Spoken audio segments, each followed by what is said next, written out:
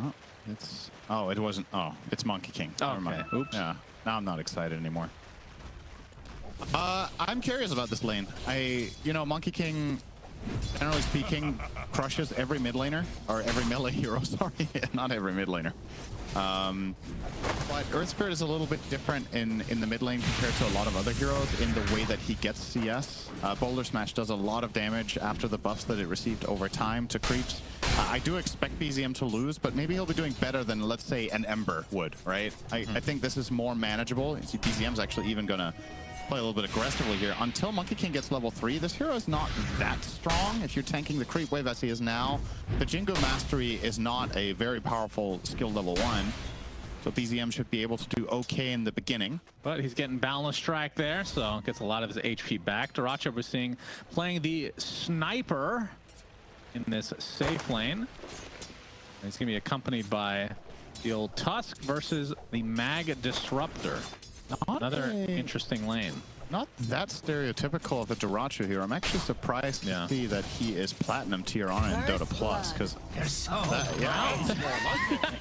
timing. He needs more practice, I guess. Oh my god. All right, first blood to Whisper. Great start for OG. That was actually picture perfect timing. Man alive.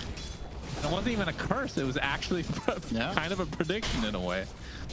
It's so, to clarify a little bit, the way Duracho generally plays for this team, this is not his first sniper game in Gaimin Gladiators. He's played a couple of times, but I wouldn't put it in his like top 3 best heroes, for example, just because the style that this hero plays is a lot slower, stand back and deliver. Duracho's best heroes are really the ones that go into the fray, like Chaos Knight, Faceless Void, Weaver, you know, get in there, soak up damage, and push it and dish it out as well. Monkey King to a degree. Yeah. I don't think we've seen him play. How much does he play that one? I don't know. I think it's almost only Quinn when they pick it, actually. Duracho. I take that back. I think Duracho's played it. I mean, we've definitely seen him play it, not at this tournament, maybe. Yeah. Which, that's the interesting thing, because Sniper is a Quinn hero as well, right? Yep. It's a flex for this team, for sure.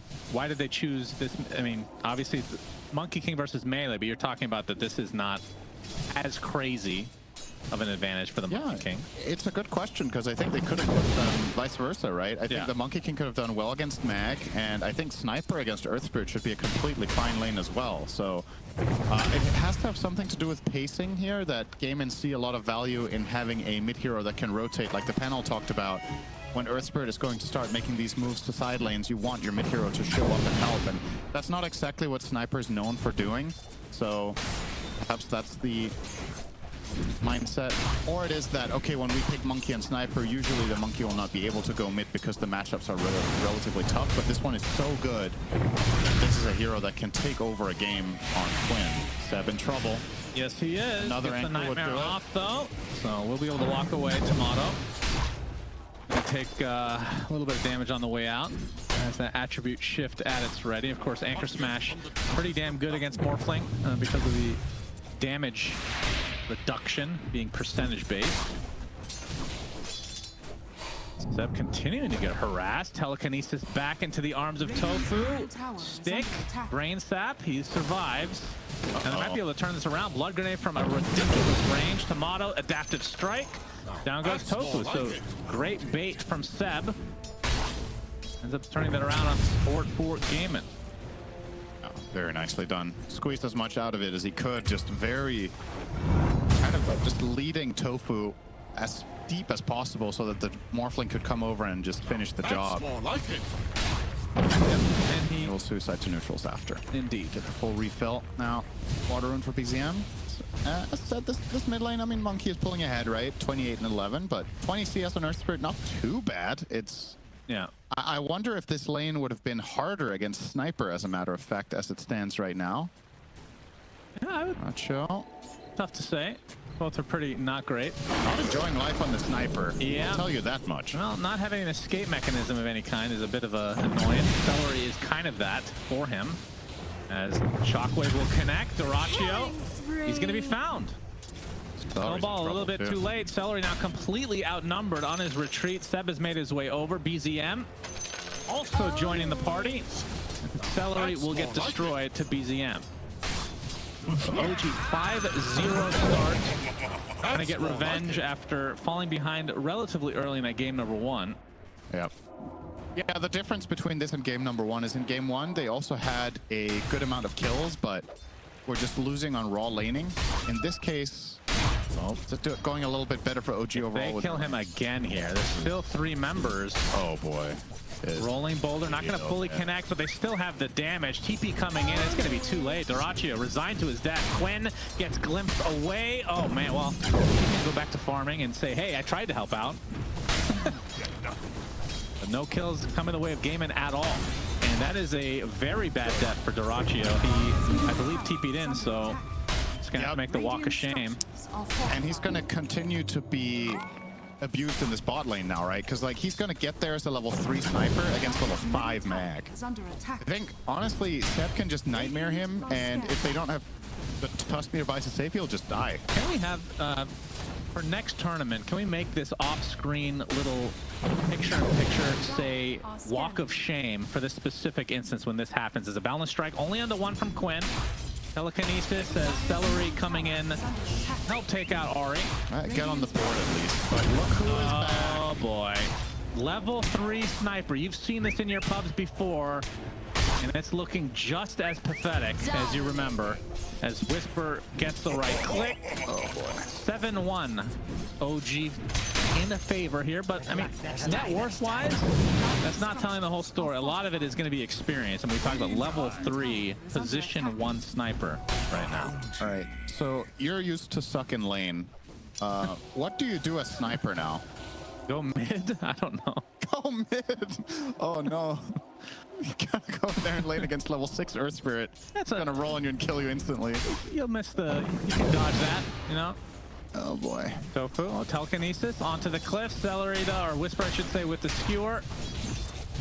Celery trying to get out of dodge. Oh, nice. Okay, glimpse back, I guess. No, never mind.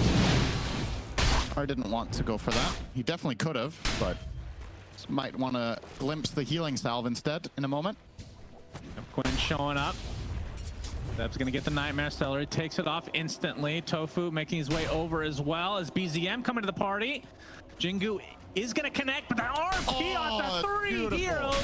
Block grenade onto 3 heroes as well, even more important. Seb gets taken out first by Quinn, though. Glimpse out onto him. Gets another Jingu stack, but he falls in the end. 2 for 2. Lots of action early on as Dyrachyo, basically a creep at this level of the game, showing up, tickling everyone. They're laughing their way to the farm as Tofu gets scored by Whisper, and now Dyrachyo tried to help his team, but he's just gonna die again. Can he deny himself on the creeps? No, because he is a creep, and creeps can't deny other creeps Cinderin. Yes, this will do just fine. Radiant's top tower is under attack. I don't know the last time I've seen something like this. Look at the discrepancy. It's a 2,200 net worth win for OG in their offlane. Mag has 5k. Yeah. Sniper's 2,700. I mean, if you take that lane out of the picture, it's going fine for Gaimin, but Sniper is not a good comeback hero. This hero is not great at jungling. I mean, you can stack and then shrapnel farm perhaps, but I don't even think those stacks exist yet. They have a double stack of the hard camp at the triangle at the very least. There's some Morphling in the game? Yeah. Wow. Timado's chilling.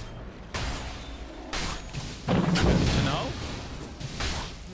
Ace has also been chilling, we should say. He's top net worth on his team right now. Dire's top tower. Timado's going to be spotted by a tree. Win. Get adaptive strike off, and the snowball going to be able to connect as well as Ace gets a gush. Timado in a lot of trouble inside the ice shards, and Quinn getting a very, very valuable kill for Gaimin. Yeah, nice find. Big rotation, but they got to get something done somewhere else on the map. I think running back bottom non-stop is just a recipe for disaster. So at the very least now you take matters into your own hands a little bit. You will concede the bot tower. Don't know if Tofu should have even shown up here, to be honest. Let's just see another little snack for Whisper. Seb. Okay, Whisper. Yeah, that's Whisper playing the Magnus. Not to be mistaken for Seb, who has probably played more Magnus games than Whisper has lived days in his life.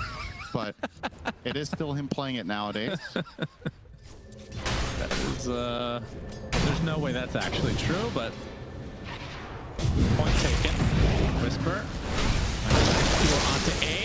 off a Ravage, hitting 4 heroes with the Wukong's command for Quinn. That was so Boundless close. Strike, not going to do too much. Oh boy. No kills coming for Gaimin, and now they're going to get initiated on by BZM. Gets off the Magnetize as well. Quinn's ult's about to run out. He's going to take a Brain Sap as a snowball. Focusing onto BZM, but Quinn is going to die.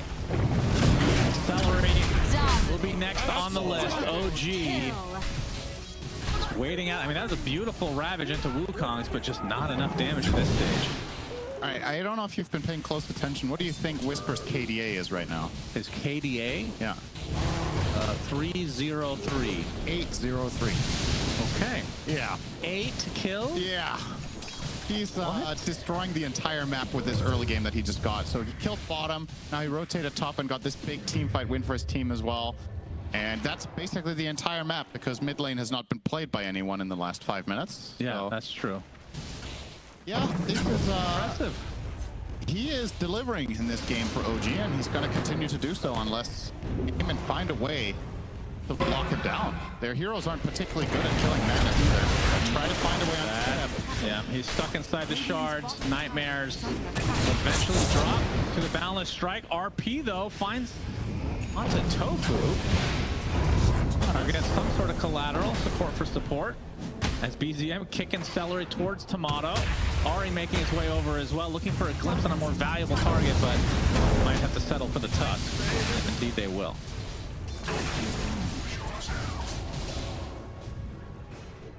Quite the difference of game here, I have to say. Yeah, this is What have we here? not an easy game to play on Gaimin Gladiators, and we've not even unlocked the Fiend script yet, and we haven't seen Static Storm, so there's some big spells yet to come for OG to make it even easier. Nightmare action here. Everybody's asleep. Tofu will take the rune. Now That's gonna get some backup though. Roll Oh, he in, missed on him. but Static Storm applied to the Monkey King. Ari had some very valuable right clicks from below, and Quinn just horribly outnumbered. As There's now the that grip thing. comes online for Seb. Should result into the kill onto Tofu as well. So Gaimin just not able to get anything going for themselves. Radiant structures are fortified. And OG really starting to run away with this. Yeah, Whisper feeling himself straight into the Ags coming up next, so we'll have that horn toss available. I think OG with the realization here that this game is 5-on-4. Sniper cannot be involved in anything, so this is kind of similar to what Gaimin did last game, where they got ahead in the lanes and just started absolutely terrorizing the map against a Void that had no game. This time it's Gaimin Gladiators with a carry without a game. This time it's the Sniper, so Mac will just keep running rampant all around the map together with a support duo, finding pick after pick. And realistically speaking, for Gaimin to counterplay this, I think they have to Ravage. I don't know if there's enough in the tank. Ace isn't there. And if you're relying on your Tide to win fights 12 minutes into the game, I've got bad news for you. This hero's slow. It's hard to enforce that type of fight at this level of play. Or at least they'll find a little skirmish onto Ari, so it's something, but not a particularly impactful kill to find with this big movement they went for. It's something. I mean, you got to play up here, right? Sniper's just on an island for the next, I don't know how long. Duracho rocking the 0 and 5-0 4 line. Timado spotted out. Back up via BZM. Ravage just barely cooks the Morphling, but that's it as BZM has a haster, it seems. Gonna try to reinitiate as Whisper making his way over. Focus on the Tide first. He is completely taken out of this fight now, as Ace eventually will drop first for the Gaimin Gladiator side. Put him on Accelerate. That should be the second kill going the way of OG. Double kill. I like that attempt for BZM as well, by the way. If you noticed, he tried to kick the Tide through the trees to knock down the Monkey King, but didn't find the right trio. That could have been even better for the side of OG, but still, major victory. Maelstrom for Duracho. That's worth highlighting. Step number 1. He is now going to actually start having a little bit of a farming mechanism on his hero. 0, 5, and 0. A lot of viewers in the chat having PTSD with this one. Sniper's in there. Pubs as the RP finds him. And that'll be death number 6. Like it. Maybe a lot of viewers feeling like they could be a pro. This is how they play Sniper. Alright, that was unnecessarily rude to Duracho. Because again, this is honestly... Okay, hang on. Yeah, hold your horses. Whisper has no time for... Alright, put the ace on the cliff. Very classic stuff. And the static storm now applied to several heroes. See Quinn just trying to brush it off. He's going to get snowballed, which actually cancels the grip. Quinn gets off his Wukong's command. Whisper getting really low, but Nightmares that can save him just a little bit. Another skewer, almost clipping all of them. But the damage is enough either way for OG. Ace still stuck up there, that fat, juicy watermelon. Finally, Whisper's reign comes to an end via Duracho's right click. Somehow he does enough damage to kill something other than a creep. It's incredible, in fact. The Ace will take a while, but Timado and company will claim the watermelon. 4 for 1. Rough game for Gaimin. It is funny to see, though, that this is effectively now... Game 1 was Timado, this game is Duracho. Just both carries having atrocious conditions in back-to-back games, just on opposite sides, and it is really dictating everything. On the one side, you have OG with a Morphling who's second on net worth and is contributing a lot to these fights, just chasing down kills and having major impact, and the other carry just has to hide in the jungle and try to get back. Yeah. And not only that, but the offlane is obviously an incredible difference here with the Magnus getting those 8 kills in the early game, able to do this. Oh my god, that was so close to the triple clip. Dies to the assassinate here, otherwise he could have got out of there. Having a good laugh at that. It's like, oh yeah, there's a sniper in the game. 10K! Yeah. Alright. Well, OG trying to keep us ahead of schedule here. Apparently. Last game was pretty fast for this patch as well. It was like, what was it, 38 minutes? It took Gaimin that one? Something like that? I don't know what the average game time is, but it feels like it's more than that. OG trying to beat that record in this one. That's for sure. Yeah, alright. Oh my god! Beautiful. RP onto 3 here. Baseball completely missed it. Ravage the follow from Ace, though, actually doing a lot of damage. They're going to be able to take out Whisper and the Bane. As you can see, 4 heroes very low for Gaimin Gladiators. They try to run away. The Magnetize gets 1, make it 2. And BZM and company able to eventually clean up. It was looking a bit hairy for them, but this net worth lead is no joke. Ace stuck inside the kinetic field. Triple kill for Timado. I don't know if you're familiar with this phenomenon in some of your games. Do you know what I mean when I say sometimes everything is so... It's like... It's so perfect that you can't choose which one of the easy solutions you want to go for. And then you overthink it and mess up. That's what it felt like there. They got a 3-man RP. All the heroes are grouped up. They could just roll in and full Earth Spirit combo them, but then they also could get a perfect skewer and a waveform. And they kind of botched their spells because it was all so perfectly set up by Whisper. But as you said, there was enough of a margin for error here that it didn't end up mattering all that much. But I think OG could have cleaned house there and not lost a single hero with perfect spell casting. Oh, for sure. When you hit that big of an RP there, Celery. The goner, yes, but delay it. No ball. Into death. Ace with no revenge this time. Skewer from Whisper to the high ground. It's going to take a little assassinate action. He now has the horn toss, ladies and gentlemen. The TI-10 special. Used to be the Shard, and used to be literally better as the Shard. Is that fair to say that's the best Shard there's ever been in the game? That's a tough one. I'd have to think about that for a bit. I think it probably is. Might have been. Well, I would, you know, I'd say the Shard for Shadow Demon yesterday that gives you the ult for free is pretty damn good, I would say. That's still way worse, honestly. You think so? The Magnus Shard dictated a TI. Think about that. That's a quite powerful Shard. And you're probably right. Really have to think about this one. I don't want to commit to anything, Synderen. That's very Synderen of you. I guess you're rubbing off on me. Options there. Yeah. Yeah. Yeah, 12K lead for OG. Haven't really looked to go for the old Roche yet. But now that it's on the bottom side of the map, I'm sure they can take that without much of a contest from Gaimin. Yeah, most likely. I think the item Gaimin are waiting for is Quinn's BKB. It is actually complete now if he TPs back to base, because at the very least, if Monkey King can stand his ground and you can hit a fat RP and then maybe some good shards to keep them in the arena, maybe there's a chance to set up a fight that way. But the BKB is the absolute requirement. Now he's guaranteed to at least be able to stand. If he gets RP'd in the Wukong's command, he can still keep the arena running, because the problem he's had so far is that he's just getting glimpsed out when he ulties, or he's getting skewered out, he's getting kicked out by Earth Spirit, just tons of problems. So now he can stay put. Gets it on. Fortunately for him, this lines up perfectly with Ari picking up a force staff. So now, well, if you can't kick the Monkey King out of the arena, you can force your teammates out of it. Yeah. The Aegis and Timado's, I was about to say hands. Actually, Morphling does have hands, so that's okay. Very, very low amount of polygons on those hands. Grip again. This time reserved for Celery. You can see the snowball. Again, delay the inevitable. So Aegis on the side of OG. Let's see how much they can get with this. And with this kind of a lead this early. Yeah. I mean, typically it's second Roche is when you get the racks. This one might be a little earlier. Look at their glimpse fine onto Tofu this time. We're out. They don't need to layer things at all since we're all right. Whisper just wants to use the spells. I can appreciate that. He's feeling himself.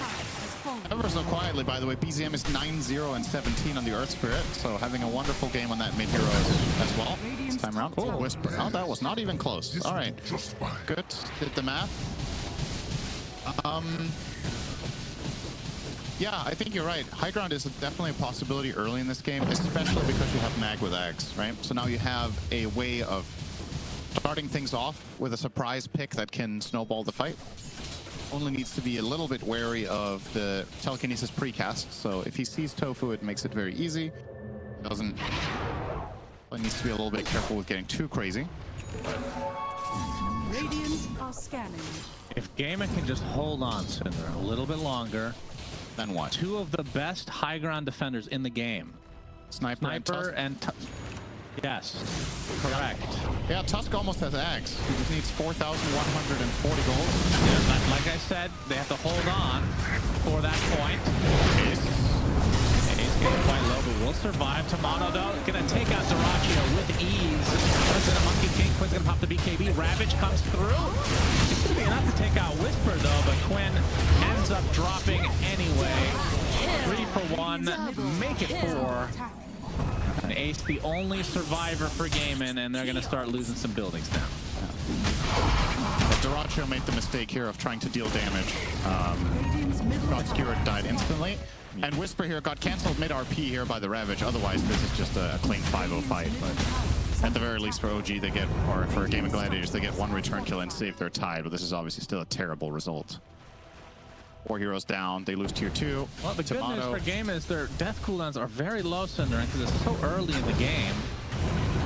They can actually defend. I really have rubbed off on you. Old Raven would have called GG. I mean, no comment. No comment. Gotta look at the positives. You won game 1.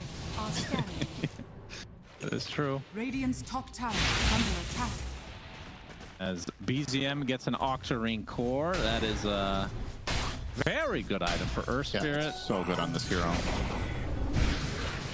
You don't see this hero played very much right now, especially, I personally do not find it to be a support hero in this patch most of the time. I think this is a core, so I'm very happy to see it played by that as that by OG. But his build is very straightforward and very standard. The Kaya-Sanj Blade Mail Octarine was the build when this hero was a popular mid the last time around. Maybe a Shiva's there as well. I'm showing it can still work. Whisper gonna find the tree. Radiant's top tower is Khanda there. You saw that a little bit earlier from Timado. Doing a ton of damage. Spearman still fights Timado right now. We'll pop the Manta though as Ace. Oh my god. Gets snowballed, so gonna survive a little bit longer as BZM trying to hound the back line as Ace eventually is dead. Celery stuck inside the kinetic field, the illusions basically okay. The Khanda explosion. 41-10. 25 minutes in the game. Grip. Another death. Sentry ward for vision.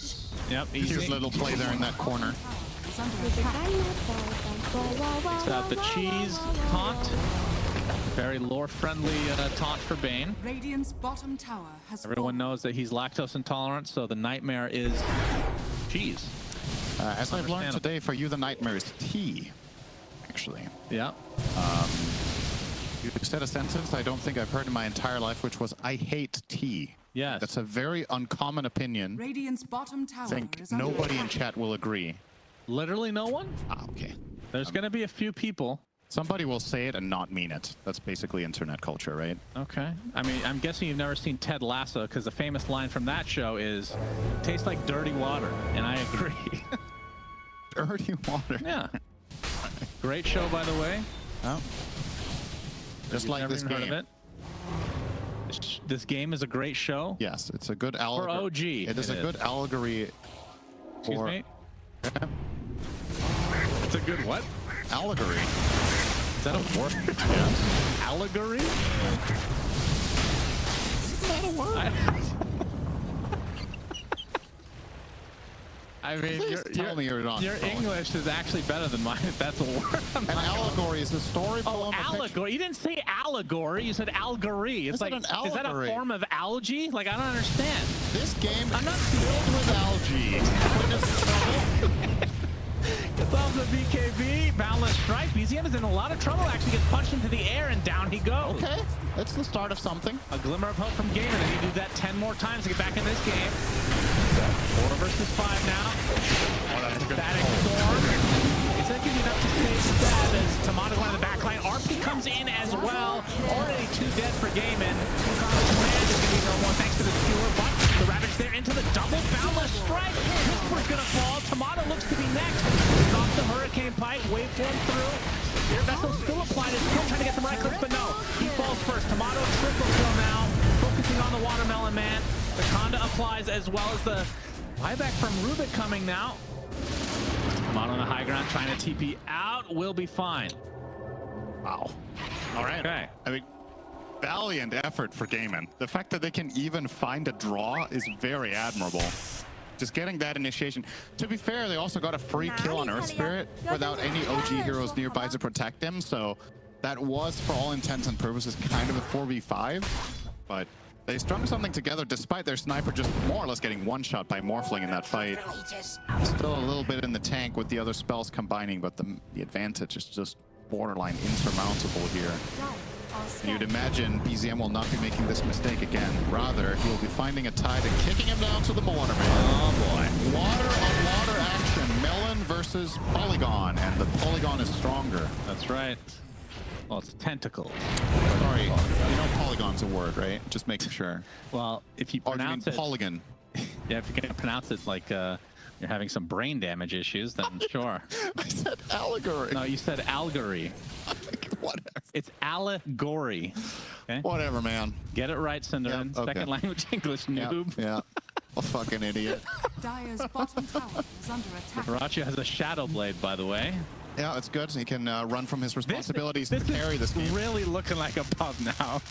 Yeah. Sniper I mean, feeding, Shadow Blade farming. there isn't really anything better to do, honestly. I don't mind his item build whatsoever. It's just one of those games. We all have them. Quinn is having one right now as well. Oh my goodness. He gets gripped. He is getting very desperate for farm, so we'll start taking risky farm out on the map, leaving the safer farm for the sniper, and somebody's gonna get caught when you're playing in this circumstance. Shadow It'll be Blade. Monkey King, yeah, he's trying to Oh, step. that. Yeah, That. they are looking. Show And TP's they are out. not a finding. Close call, though. Shadow Blade really working wonders. Yeah. Buy that in your pubs today. You know, that used to be the item. I like how I bring up Dota 1 as if it's even remotely relevant anymore.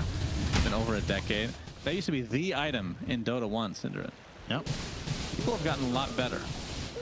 Fun fact, in Dota 1, this item was actually called Lothar's Edge. Lothars. My God. Lothar. Lothar. Yep. Lothar's an allegory for You know, if you have a stroke one day, I won't even notice. This with tea all is these actually really good. Yes. I'm not surprised you hated it because it's great. Thank you, Kelly. Is that an allegory for something? We have a tree being glimpsed. He will be KB. Yes, he will. I'm not going to let him jump, though. PCF's on his tail. Okay, he's in there. He wants one. There. My goodness, gets off the magnetizer. RP comes in, hitting several heroes with a skewer. Static storm, and the waveform finishes them off in style. It's gonna cost them the life of the Magnus, but that is well worth it. That was a disgusting combo. Timado gonna farm the sniper and get the rampage in the fountain. Oh my goodness, this really does feel like a pub. This might be one of the shortest diebacks I've ever seen. I mean, I was just cracking up. I think Duracio bought back and died within 1 second. Yes. He bought back while the Morphling was waveforming the tide. So he randomly ended up in the waveform and just got 3 shots. A sniper! Oh no.